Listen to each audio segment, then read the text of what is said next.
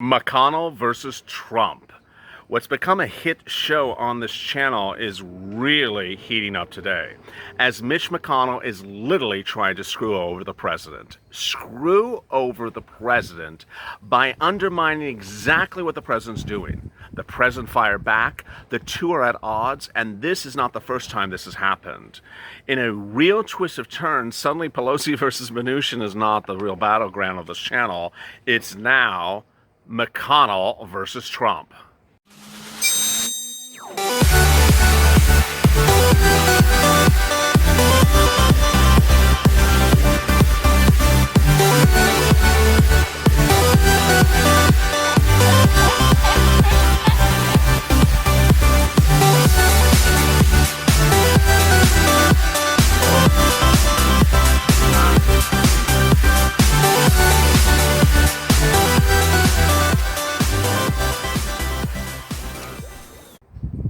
Hey, good afternoon, everybody. This is a special report about Mitch McConnell versus Donald Trump. In a big twist of events today, as Mitch McConnell absolutely throws the president under the bus to save his own career, Mitch McConnell, as he's called out for not giving stimulus to people in Kentucky. I can't believe I'm even reporting this. This is a bombshell of events, and you need to stay with me to the very end because I have a lot of twists and turns for you. Go to the Finance channel, subscribe. Thank you for bringing us to 290,000 subscribers, and next stop is 300,000. Let's do it. Also, like this video. In this video, I'll be going over what McConnell did to Trump today, what McConnell has done to Trump before on stimulus relief, what Trump's reaction is today, what this could mean coming next week, and what the president should be doing about the situation if he hasn't realized it already. Let me get to the breaking news. The breaking news is that Mitch McConnell is literally screwing over the president. I mean, there's literally no other way to phrase it. Mitch McConnell is taking the president. He is literally throwing the bus over the. He is throwing the president under the bus, backing up the bus, and pulling it forward. It's truly shocking. If you saw morning's LALATE in 28, my entire facial reaction was like this because we had incredible progress. We had incredible progress momentum. The mornings were going great today as Democrats came out in favor of Steve Mnuchin's bill. And all yesterday and the day before, I told you that Republicans thought that the bill was great. You had Republicans liking it, Democrats liking it, you had me loving it. There's a few provisions I would, tinker with, but I said, hey, you're 80% there. This is really good. I mean, just get it done. As Andrew Yang said, a Democrat nominee for president, a candidate for president earlier this year, he said, Nancy, get it done. Do this deal. Well, we had this incredible momentum. We were so excited, and then out of nowhere came a guy from Kentucky looking to protect his own butt. And who is it? Mitch McConnell.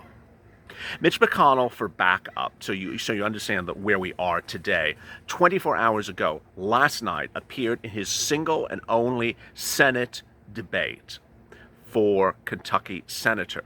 And during that debate, he was under fire for not getting stimulus relief done. Well, guess what he does today? I'm introducing a new bill. Okay, I got it. It's a press game. It's a public relations game. I got it.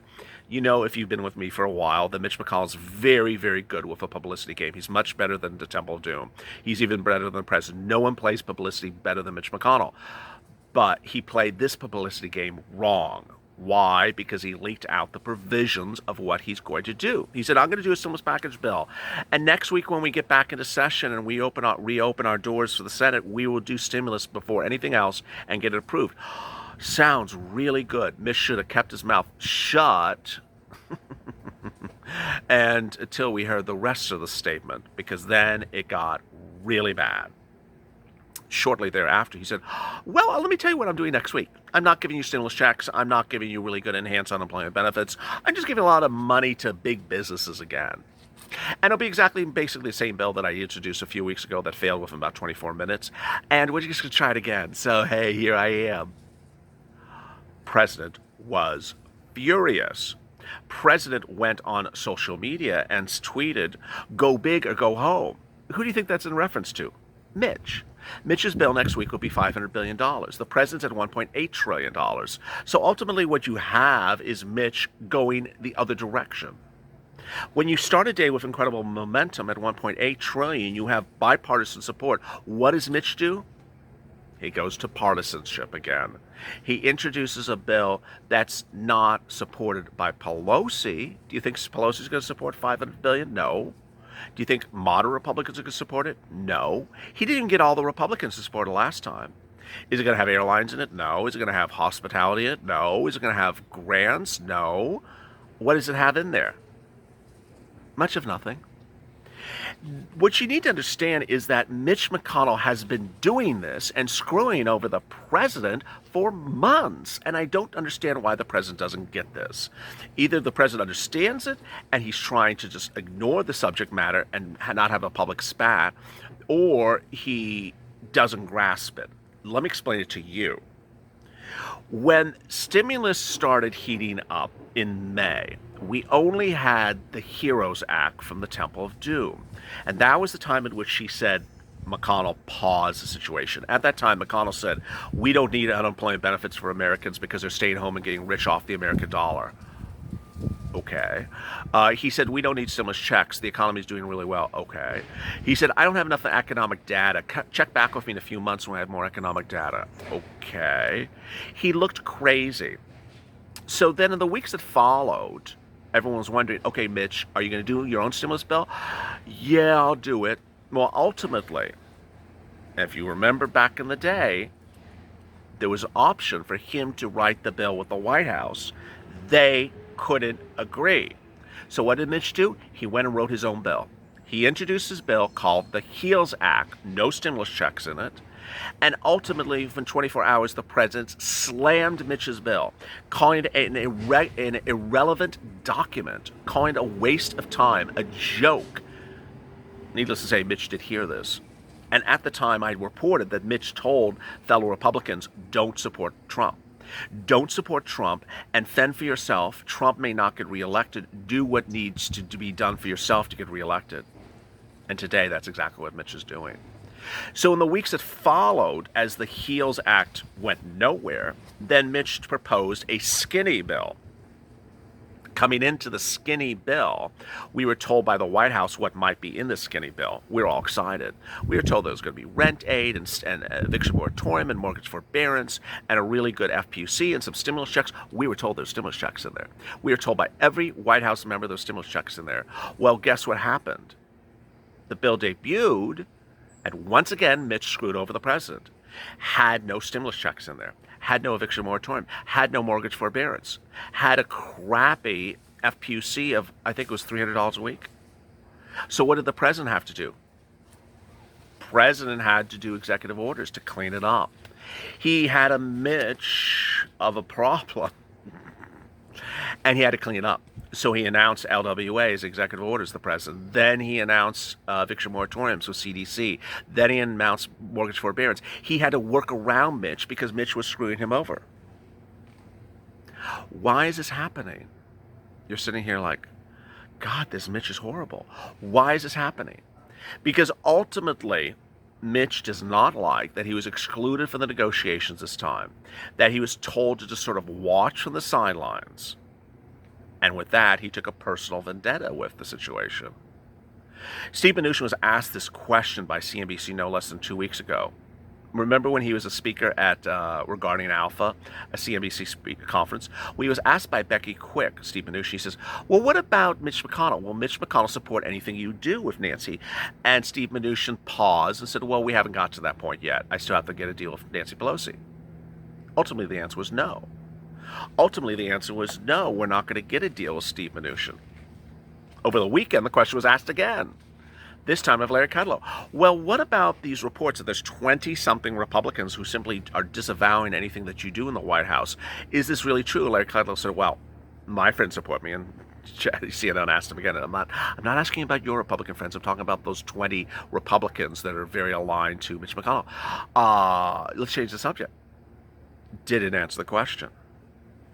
What's very sad is that this started as one of the biggest, best, great news days of the week, with Republicans and Democrats supporting Mnuchin. We had this progress with 1.8, the president saying, go bigger, go bigger, go bigger, go bigger, which was basically trying to draw the Republicans up on the deal amount. I've been reporting for months that the president would agree to anywhere between 1.8 and 2. He won't go to 2.2.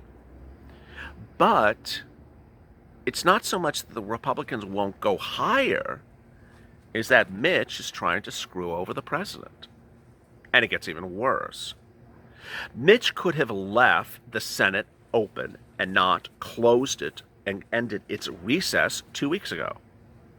At the time, we had an announcement that 2 senators had COVID-19, Lee and another one. Hours later, a third was announced to have COVID-19. And guess what Mitch did? He said, because there's 3 senators who now have COVID-19, we're closing the Senate and putting it on recess. We won't be voting on COVID-19 relief. Well, guess what Lee did then after that number 2 senator who got COVID-19? Guess what he did? He went into the chambers of the Senate, subcommittee building, subcommittee room, and is sitting in the chambers listening to Judge Barrett talk with COVID-19, just positive just a few days before. So you close the Senate, Mitch, under the idea that there was 3 senators who were COVID-19 positive, but allowed them to come right into the Senate floor and stand there just hours after they're COVID-19 positive to hear Judge Barrett. It's this type of situation that's making a lot of people worried. And what may be ultimately at issue is that Mitch McConnell understands the following fate may be happening. The Senate may ultimately go Democratic. The White House may ultimately go Democratic. Mitch will likely get reelected. He will not be majority leader if it goes Democratic, because then he's a minority leader. But Mitch is more focused perhaps on his own reelection than even his party or his president. It's times like this that you see this is partisanship at its worst, when the parties can't even agree upon things in their own party. The only thing that Temple Doom has been good at is trying to silence dissent among her own party. Whether it's the Problem Solvers, the Blue Dogs, or the New Democrat coalitions, Pelosi has been very good at keeping dissent quiet, even though it's there. But in the case of McConnell versus Trump, it is loud. It is very loud. And you can't get any louder than what happened today. Let me answer some of the incredible 785 questions from yesterday. Christina, Mitch isn't for the people. He's for himself and his wealthy benefactors. That's why his state lagged so far behind for 30 years. Robert Barnes, we need to vote out everyone and replace them with people who care. Catherine, enough is enough. People need this money ASAP. Carrie, why can't Trump just give us the money? Aaron, I think the politicians need to get really drunk at a party. Larry, the president needs to do an executive order. Wilma Houston, impeachment on Drag Lady and Mitch. Brandy Bennett, the government seems completely against the American people. Otherwise, they would have helped the Americans already.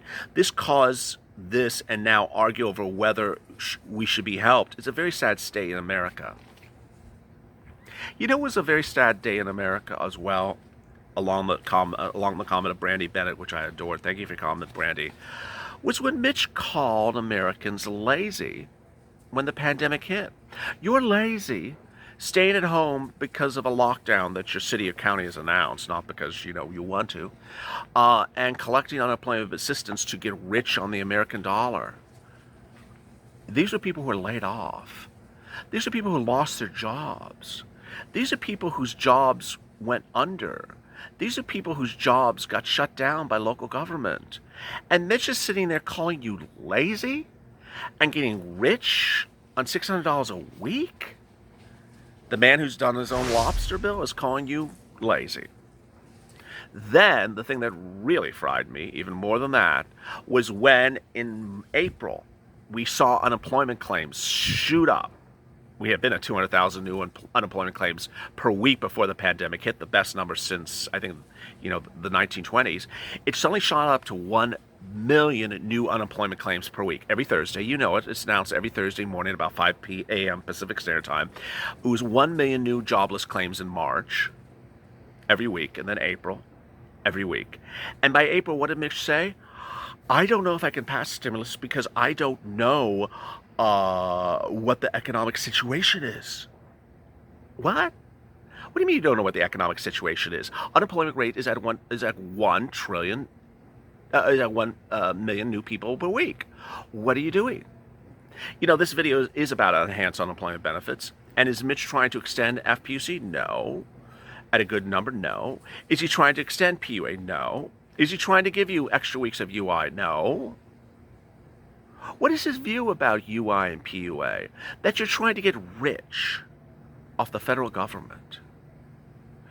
In the same regard, does he want to give you hazard pay? No. But what does he want to do? He wants to make sure that you work in an environment where you can't sue your employer.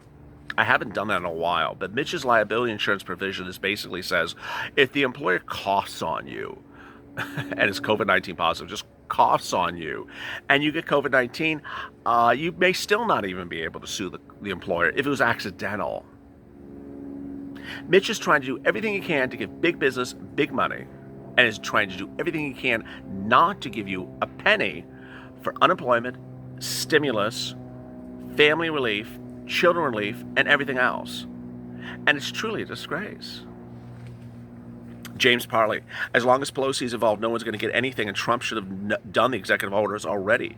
Jesus Ferreira, what they need to be doing is doing the stimulus checks larger. British Gray, good morning, evening, LA, and the Purple Power family. I think the whole negotiating deal is a trouble as its best. What do you think? Boy, a lot of twists and turns and a lot of shocking developments. I never would have thought that Mitch would have done this today. I really did not think that this was going to be the situation. This video was the most watched afternoon's LA video after check. It shot up in the numbers yesterday. And I can't imagine that any one of us would have expected this to happen. So drop your comments below what you think about Mitch and today's developments. Oh boy. Go to the Friends channel, subscribe. Subscribe because I'm making this easy for you. I know it's confusing, and I'm trying to make it simple, enjoyable, and easy to listen to. And also like this video. Coming up next is Pelosi versus Mnuchin. Don't miss that because there's big twists and turns with them as well. As always, stay informed, stay smiling, and stay up LA for more.